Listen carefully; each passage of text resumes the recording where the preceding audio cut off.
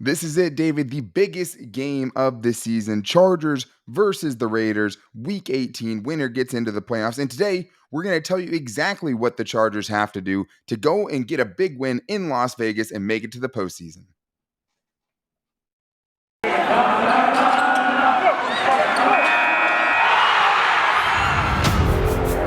You are Locked On Chargers, your daily podcast on the Los Angeles Chargers. Part of the Locked On Podcast Network. Your team every day.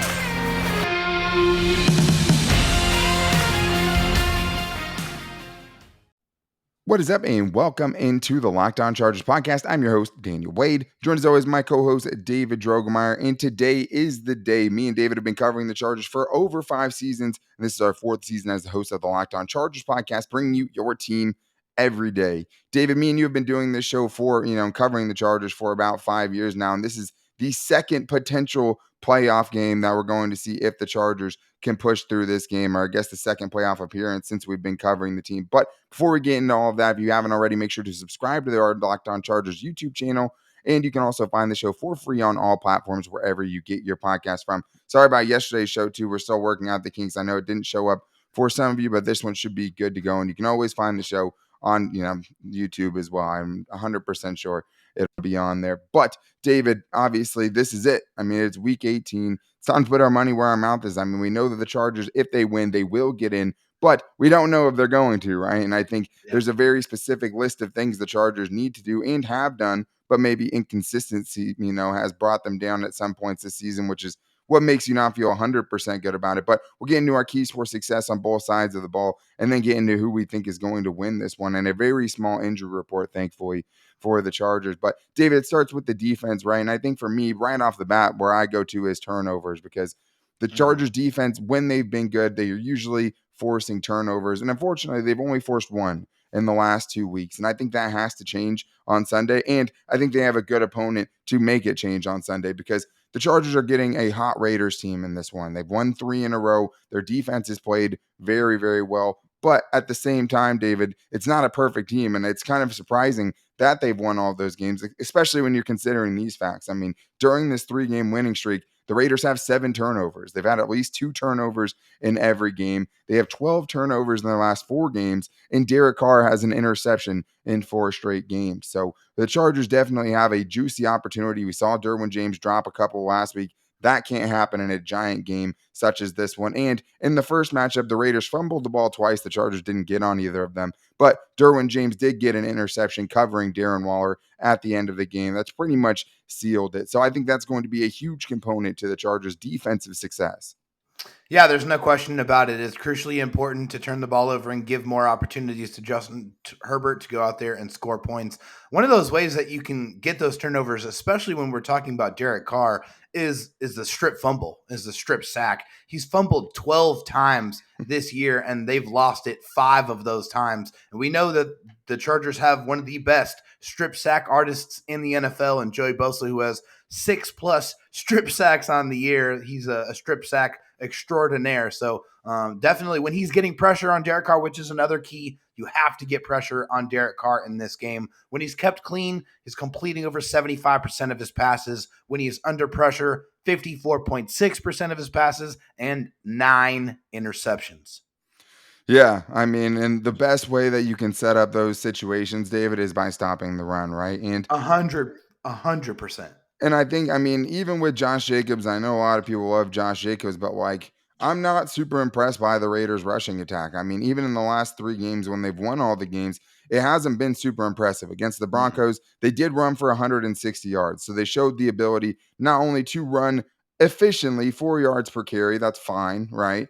But Yeah. I mean, they stuck with it too. You know what I mean? So they will stick with it That's if you the give more them that important thing. opportunity. It's Yeah. not the amount of yards that they're getting. It's the fact that they're doing it really well. If you look at their best offensive drives that they've had in the last 3 or 4 games, it's because they've run the ball on first and second down and set up really easy third and short opportunities to stay on the football field. And that's really helped them stay in rhythm and be able to get to the red zone and score when they have had opportunities to score. And they haven't done a lot of scoring over the last 5 games, only averaging around 16 points per game.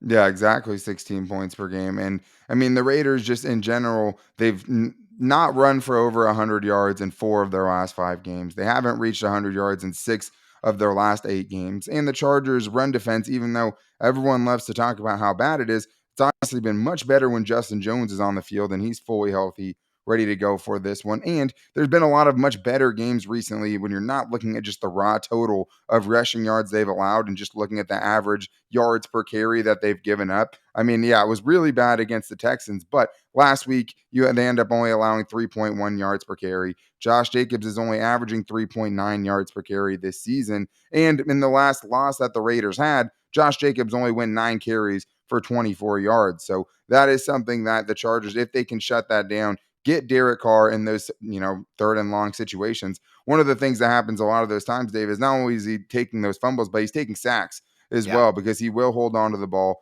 too long. But if the Chargers pressure isn't getting there, the one thing they really need to do is play the deep ball better because last Yeah. week we saw Michael Davis give up receptions of 37 and 44. Even though obviously they won that game easily, that's something that was obviously a negative trend. And in the last game, I mean, it's tough because it came from Henry Ruggs, who's not going to be in the equation, obviously, Yeah. this time. But you had a 44-yard pass interference call against Asante Samuel Jr., and you allowed a 51-yard reception. Yes, they do have Deshaun Jackson now. You don't want to let him get deep. But the thing is, though, is Derek Carr is going to try it no matter who's down there. So you have to have the awareness on the back end. You can't be giving up big pass interference plays because that almost let them back in the game in the last one.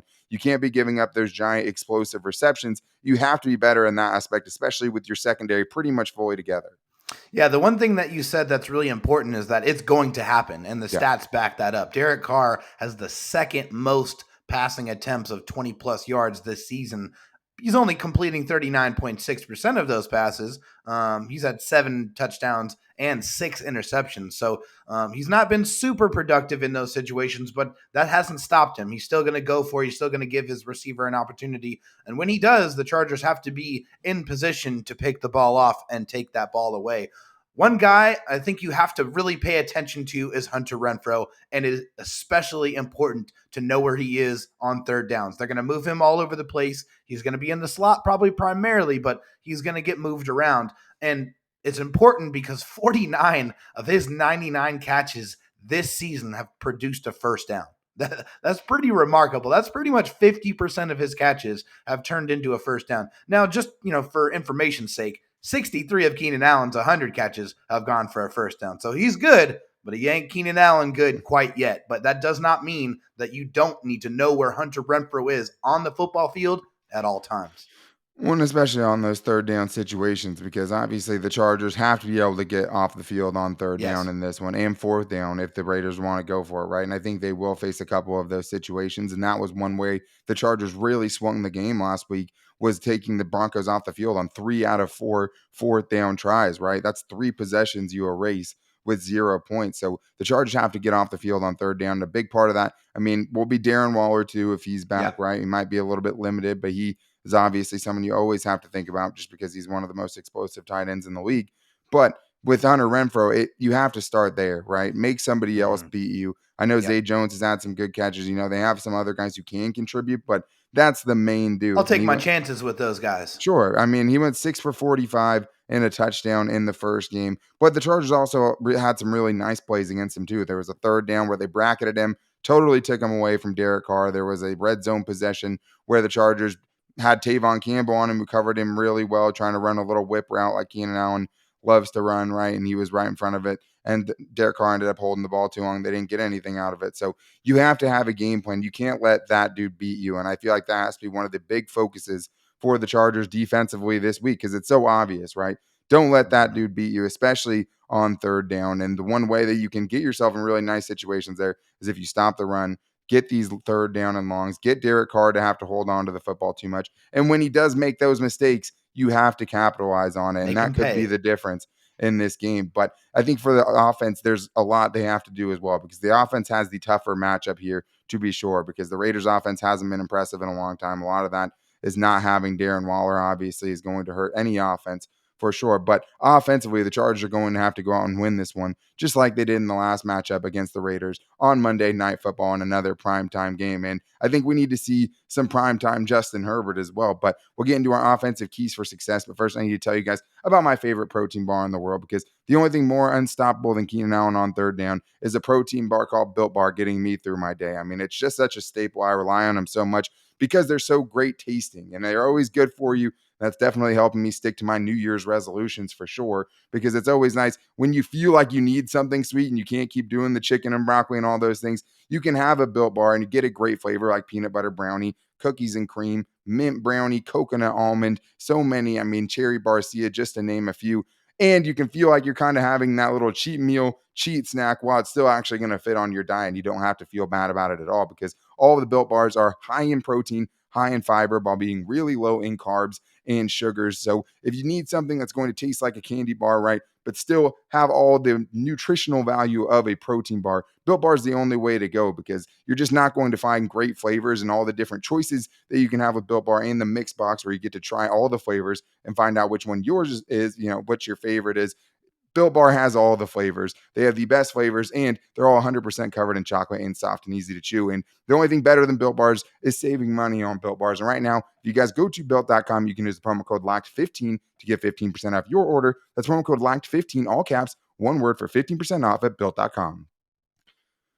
I also need to tell you guys about an app that I think shook Daniel Popper on the show the other night when I was watching it back. He couldn't believe about this new app that all of our listeners have been getting and saving money on. And that's the Get Upside app. And all Chargers fans need to know about the Get Upside app, because it can save you money every time you go to the fuel pump. And especially in California, right? Chargers fans, you're everywhere. But I live in California and the gas prices are outrageous. My listeners right now are saving up to 25 cents per gallon on every fill up with the Get Upside app, which you can get for free right on the Google Play Store, the App Store. And why not save money on gas, right? Why not take up to 25 cents off the number you see up there? And I can even make it even better than that, because since you guys listen to the show, you can use the promo code TOUCHDOWN, all caps, one word, to get up to 50 cents back per gallon on your first fill up, right? I mean, take 50 cents off the number you see. I promise it's going to hurt a lot less to leave the gas station. And if you guys are rideshare drivers, right, if you're delivering food or whatever, you can save up to hundreds of dollars a month with the Get Upside app, and up to 50 cents per gallon on that first fill up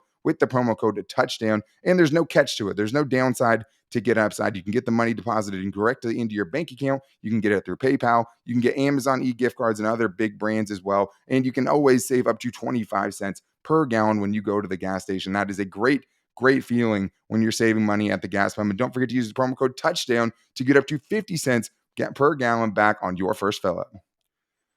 All right, David, well, now it's time to get into the offensive side of things here. So where do you want to start us off with what you think the Chargers need to do offensively against the Raiders in this one?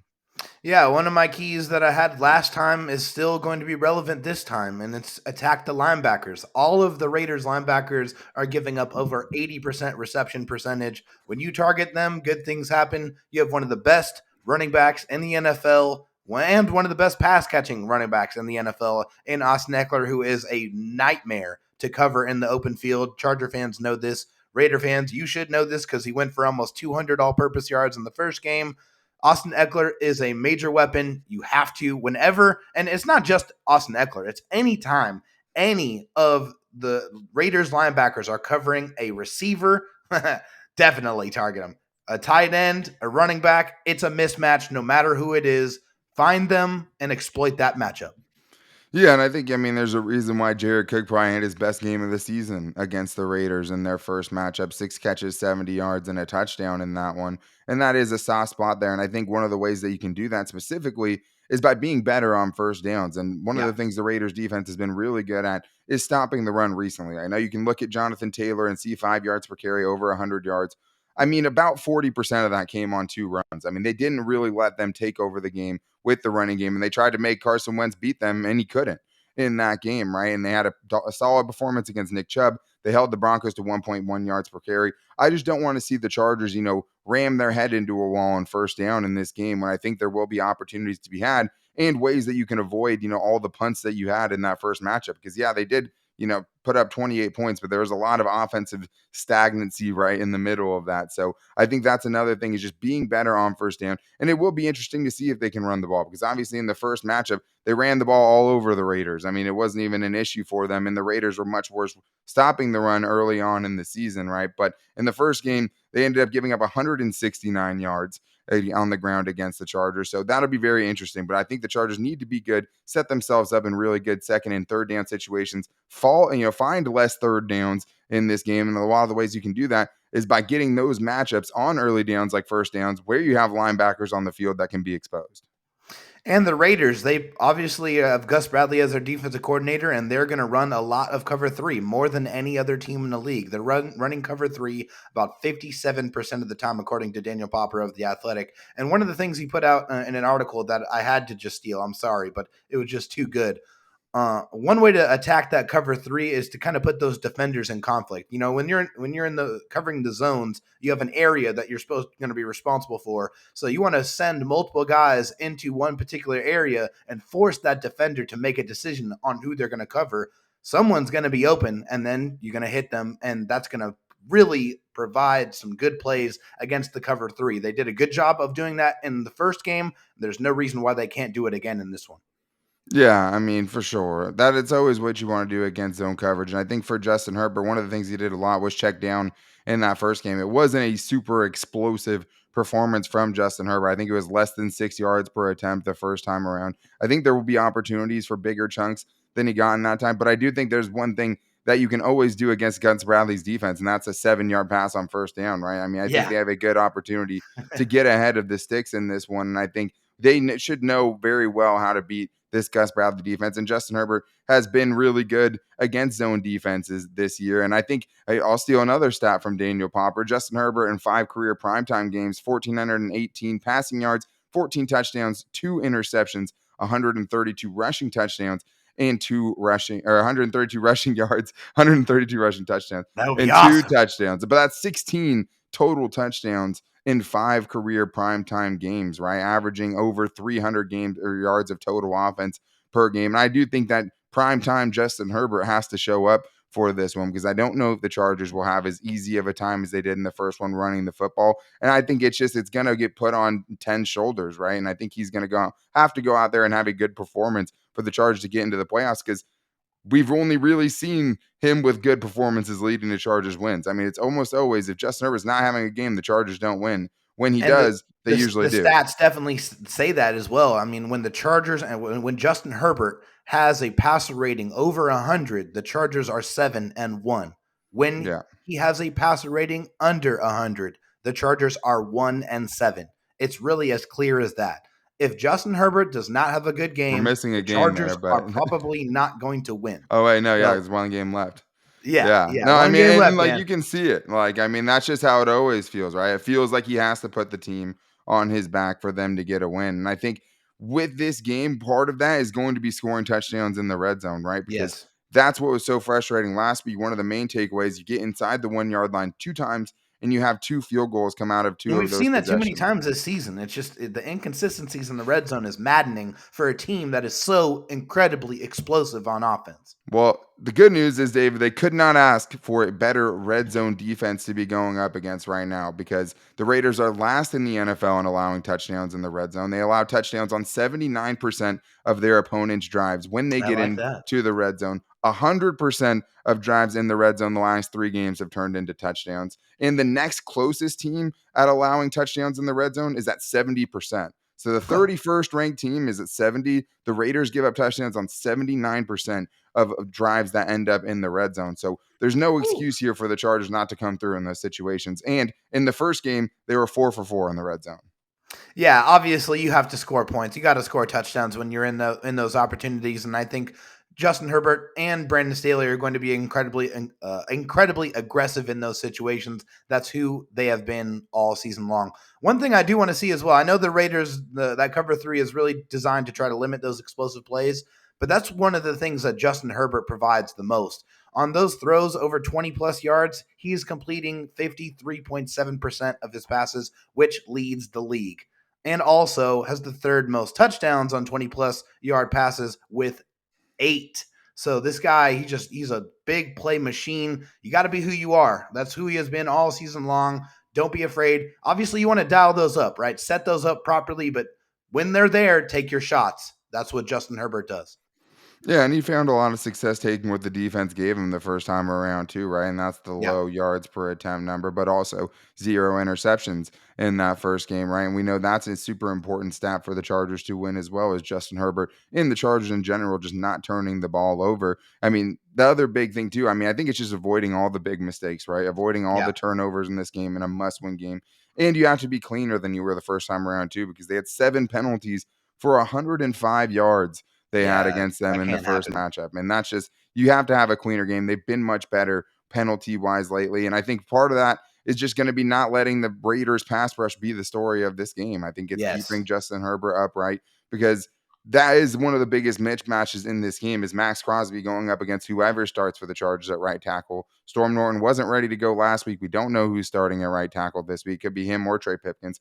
Both have played well recently, but they're going up against the dude who has the most pressures in the NFL, more than Aaron Donald this Yeah. year. He has So, 90 pressures this year, which is crazy. yeah, I think it's like 96 or 97. I think Aaron Donald has 90, Now, which is like, PFF put out a stat today that said he had 90, which is yeah, I mean, crazy. it is nuts. But either way, I mean, I think that's one of the storylines is you don't want to see Justin Herbert getting sped up. You don't want to see him sped up into bad decisions. And you want Yeah. to see him comfortable in the pocket, being able to take what the defense gives him, get to all the reads in his progression and find those, spots in the zone to take advantage of. And the other thing is when you have good protection in his zone defense, one of the things that happens is the zone gets stretched because Yeah. these guys keep getting more depth, more depth, more depth. If you get more time, now the check down turns into, instead of a 3-yard gain, maybe it's a 15-yard gain because Austin Eckler has a lot more room to run, right? So the protection is going to be a big deal. Having Corey Linsley back is going to be a big deal for this one. And I just think that that's going to be super huge in what Let's decides keep this those game. special teams plays rolling too, right? Let's get some Yes. good returns, some big kickoff returns, some good punt returns.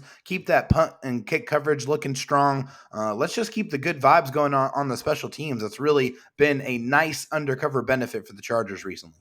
Yeah, it's going to be huge. And especially, I mean, even field goal kicking. I mean, the Raiders have a good kicker. He missed the field goal against the Chargers the first time around. They shouldn't be trying to bank on that this time around. I think the final Mm-mm. thing is just put this game out of reach. Do not let this Early, game be a game where you give Derek Carr a chance to come back with 2 minutes left in a 2-minute situation, only needing a field goal. He can get that done. If you have for a sure. 10-point lead going into the last couple of possessions, it's going to be a lot harder to cover that distance. So I think that's the other thing is just being able to put this team away late, weather the storm and don't have too much, too many offensive possessions where you're going scoreless because we saw Yeah. a little bit of a cold streak in the last game. And I just think that is going to be, go win this game, go put this game away, go give Chargers fans a reason to celebrate, kind of like that 52-21 game against the Broncos in 2008, the last time Yeah, we've seen. that sounds real nice. Let's do that. A man can dream about a nice, easy Sunday night and, getting a big time win to get into the playoffs is just what the doctor ordered. But do we think the Chargers are going to get into the playoffs? Well, it's time to put our money where our mouth is. So we're going to get into our bold and game predictions as well as the injury report for the Chargers coming up after this. But first, I need to tell you guys that the official betting sponsor of the Locked On Chargers podcast is betonline.ag.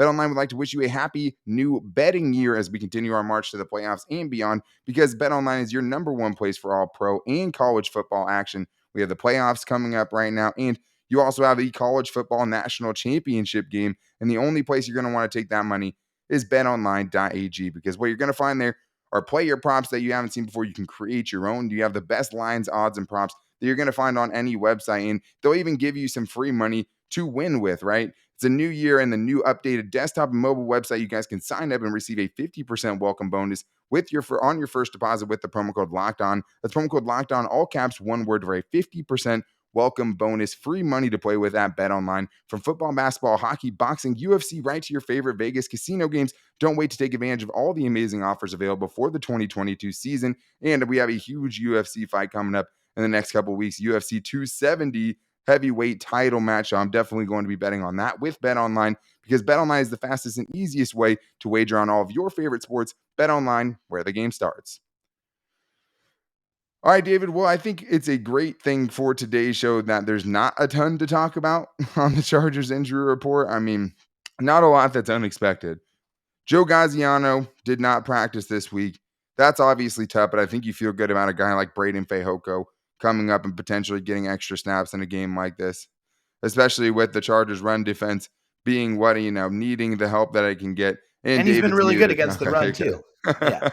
I saw you talking. I was like, nothing's coming out. He has been good. Exactly. And the best news, though, Derwin James, nothing, re-irritated during that last game. He Yes. didn't Hallelujah. re-aggravate anything in the hamstring, full participant all week. Drew Tranquil potentially back for this one. He's been limited all week. But the biggest thing for me, David, is Corey Linsley. Oh We yeah. did not know. He did not practice on Wednesday. He had a back in the last game. And I mean, back is obviously something you don't want to mess around with. So to see a full participation from him in Thursday's practice, it's probably the best injury news we were going to get this week. Yeah, that was the big question for me. We wanted to know if he was going to be all right, if he was going to be able to go out there and practice, because that's the biggest indicator for us if he's going to be able to go out there and play. Yeah. Now, obviously, we all know, and he knows how important this game is. It's win or go home. There is no higher importance in the NFL at this stage in the season. So he knows, and all of these guys are beaten up. This is the NFL. This is the end of the season, but this is it, and they know that. So they're gonna go out there and give it all they got to go get the biggest win of the year.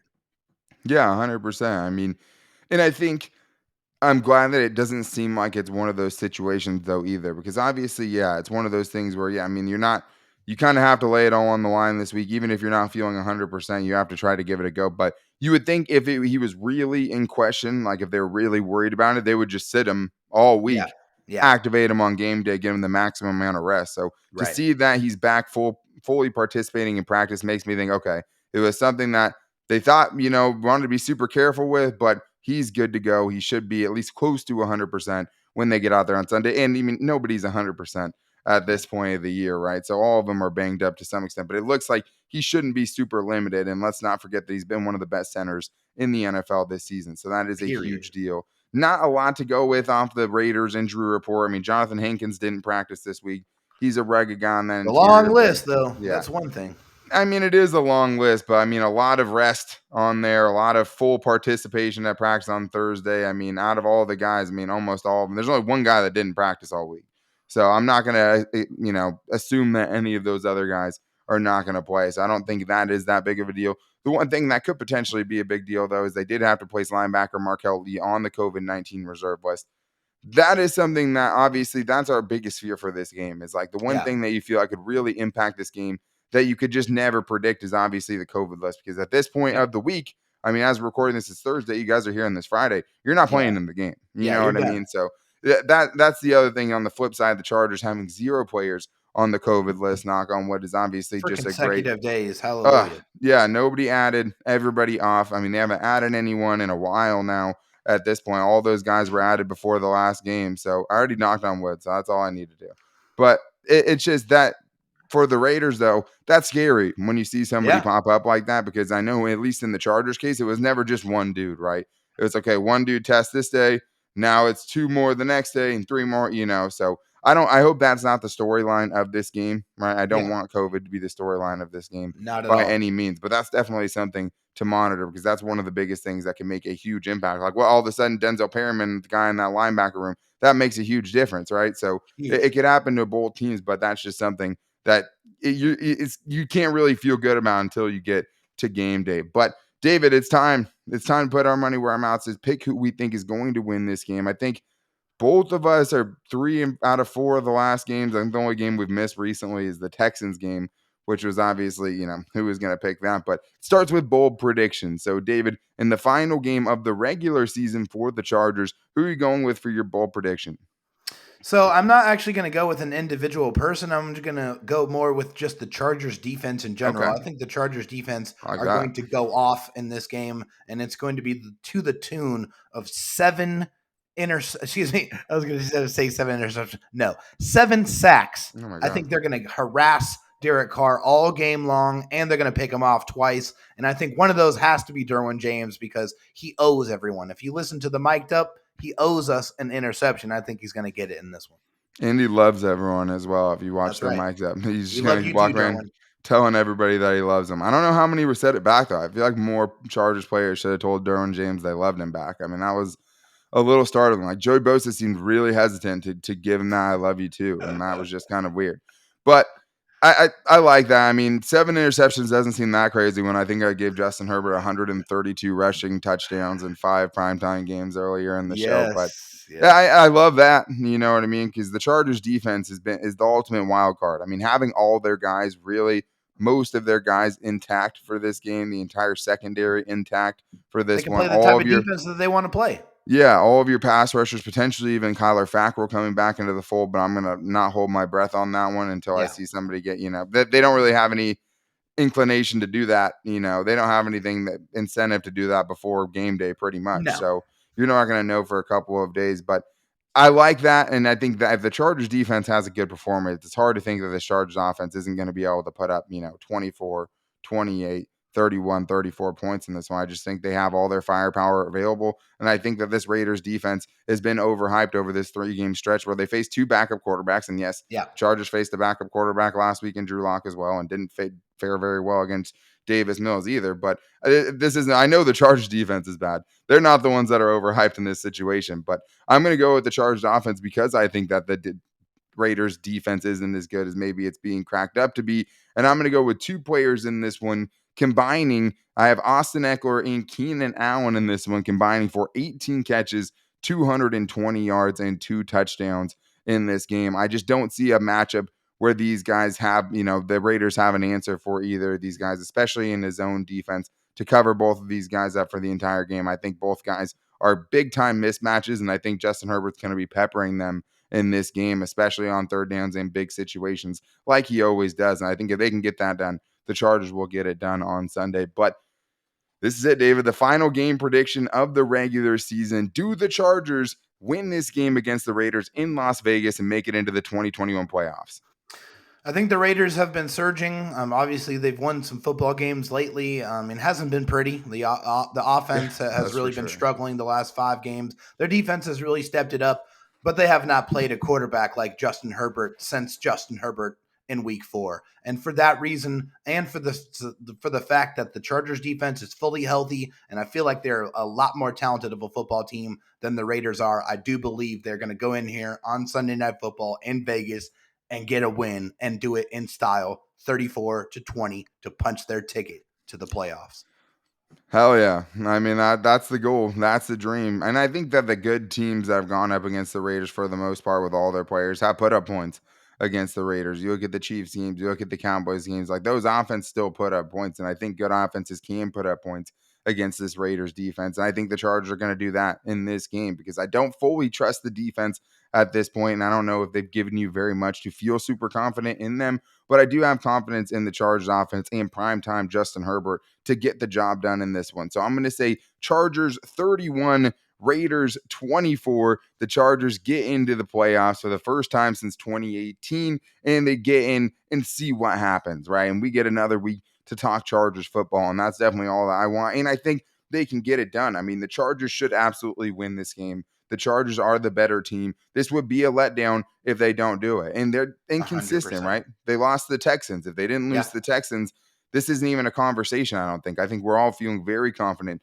that the Chargers go out there and get a win. But we just don't know what team is going to show up. But if they show up with the same energy that they had last week, if they can bring that energy, if they can bring the offense and have all these guys on the field at the same time, good things have happened for them all season. So I think the Chargers get it done in a big way. And I think we're back here talking to you guys on a Victory Monday and talking about the playoff matchup that the Chargers are going to have. But to make sure you don't miss it, make sure to subscribe to the new Locked On Chargers YouTube channel, wherever you get your YouTube from, and find the show for free on all platforms, wherever you get your podcast from. They should all be up: Apple Podcasts, Spotify, Google Podcasts, the new TuneIn app, the new Odyssey app. All those places should have the show tomorrow. If not, you guys can get a direct link from our social media, and you can find the show, as always, on YouTube now. But thank you guys for checking in with us. We always appreciate you making us your first listen. And you can also find the show and and every episode that we post on all of our social media. The Twitter is at LockedOnLAC for the show. You can find me on Twitter at Dan Talk Sports and David Drogemeyer on Twitter at DroTalkSD. And you can also find our at Locked On Chargers Instagram page and our Locked On Chargers Facebook page as well. We want to hear your guys' reactions if the Chargers win in this one, or venting if they lose. But let's keep it positive right now. If you guys want to call in after the Chargers smoke the Raiders on Sunday Night Football, make sure to call into 323-524-7924 because we want to hear all of that stuff and have something good to play next week. But Let's see if it happens, David. Giant game, one game, winner takes all. I think the Chargers are going to get the win, but we'll be back with you guys on Monday. Until then, take it easy and go Bolts.